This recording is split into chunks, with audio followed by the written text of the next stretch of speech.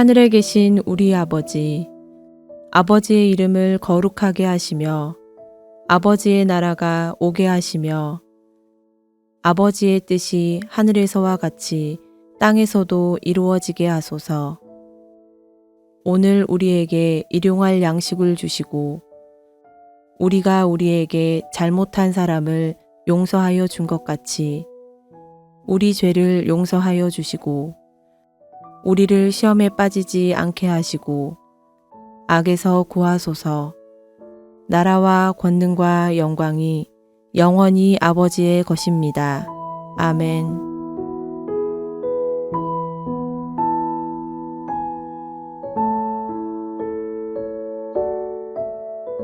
게바가 안디옥에 이르렀을 때에 책망받을 일이 있기로 내가 그를 대면하여 책망하였노라. 야고보에게서 온 어떤 이들이 이르기 전에 게바가 이방인과 함께 먹다가 그들이 오매 그가 할례자들을 두려워하여 떠나 물러가매 남은 유대인들도 그와 같이 외식하였으므로 바나바도 그들의 외식에 유혹되었느니라. 그러므로 나는 그들이 복음의 진리를 따라 바르게 행하지 아니함을 보고 모든 자 앞에서 게바에게 이르되 네가 유대인으로서 이방인을 따르고 유대인답게 살지 아니하면서 어찌하여 억지로 이방인을 유대인답게 살게 하려느냐 하였노라. 우리는 본래 유대인이요 이방 죄인이 아니로되 사람이 의롭게 되는 것은 율법의 행위로 말미암음이 아니요 오직 예수 그리스도를 믿음으로 말미암는 줄 알므로 우리도 그리스도 예수를 믿나니 이는 우리가 율법의 행위로서가 아니고 그리스도를 믿음으로써 의롭다함을 얻으려 함이라. 율법의 행위로서는 의롭다함을 얻을 육체가 없느니라. 만일 우리가 그리스도 안에서 의롭게 되려 하다가 죄인으로 드러나면 그리스도께서 죄를 짓게 하는 자냐? 결코 그럴 수 없느니라. 만일 내가 헐었던 것을 다시 세우면 내가 나를 범법한 자로 만드는 것이라. 내가 율법으로 말미암아 율법에 대하여 죽었나니 이는 하나님에 대하여 살려 함이라. 내가 그리스도와 함께 십자가에 못 박혔나니 그런즉 이제는 내가 사는 것이 아니요 오직 내 안에 그리스도께서 사시는 것이라. 이제 내가 육체 가운데 사는 것은 나를 사랑하사 나를 위하여 자기 자신을 버리신 하나님의 아들을 믿는 믿음 안에서 사는 것이라. 내가 하나님의 은혜를 패하지 아니하노니 만일 의롭게 되는 것이 율법으로 말미암으면 그리스도께서 헛되이 죽으셨느니라.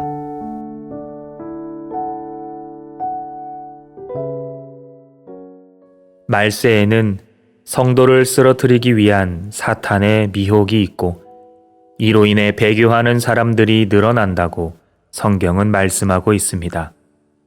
성도들이 믿음 안에 굳건히 서 있고 세상의 미혹에 넘어지지 않으려면 어떻게 해야 할까요? 본문은 베드로의 위선을 지적하는 바울의 권면을 통해 성도들이 세상 유혹에 넘어지는 원인이 무엇이며 믿음을 굳건히 서기 위해서는 어떻게 해야 하는지를 가르쳐주고 있습니다. 성도는 오직 믿음으로 구원을 받습니다.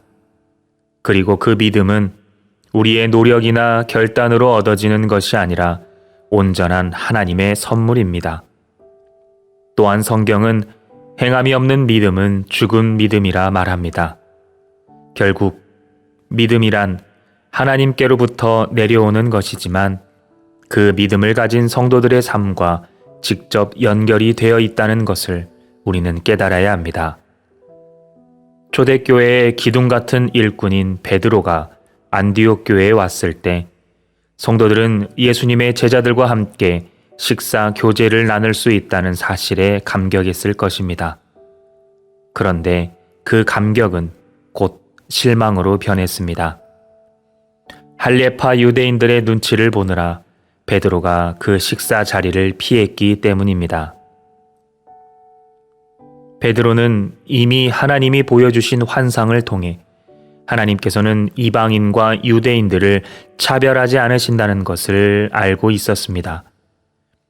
이방인에게 세례를 베풀고 이를 비난하는 할례자들에게는 하나님께서 이방인들에게 영생을 얻을 수 있는 구원의 길을 열어주셨다고 담대히 선포하기까지 했습니다.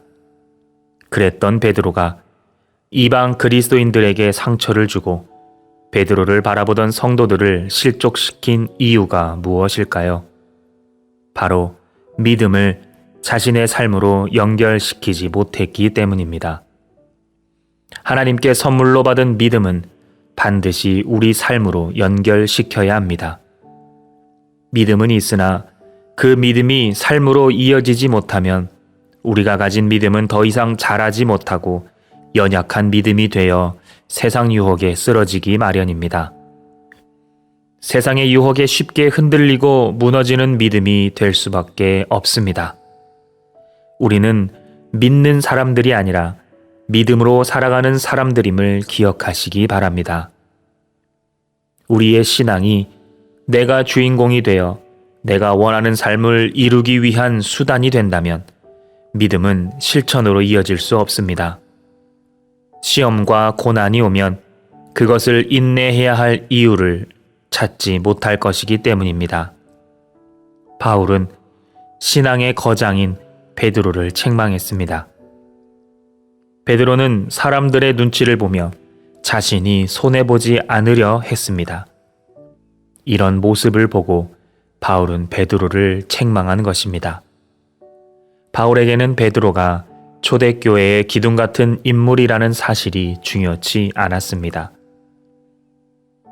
오직 베드로가 믿음으로 행하지 못했고 그의 행동으로 말미암아 갈라디아 교회의 성도들이 좋지 않은 영향을 받았다는 사실이 하나님 앞에 옳지 못했다는 것만을 주목했습니다. 성도들의 믿음은 율법을 지켜 의롭게 되는 것이 아니라 예수를 그리스도로 믿어 의롭게 됩니다. 그런데 베드로는 자기 이익을 위해 율법을 지키는 척하는 위선을 행했습니다. 이는 곧 예수 그리스도의 죽음을 헛된 것으로 만들어버린 것입니다. 그러나 바울은 자신은 죽고 그리스도로 살고 있기에 그 믿음을 삶으로 드러내고 담대히 선포했습니다. 믿음이 약해서 행하지 못한 것이 아닙니다. 내가 내 힘으로 행하려 했기 때문입니다. 믿음과 행함은 오직 예수 그리스도 안에서 살아갈 때 일치할 수 있습니다.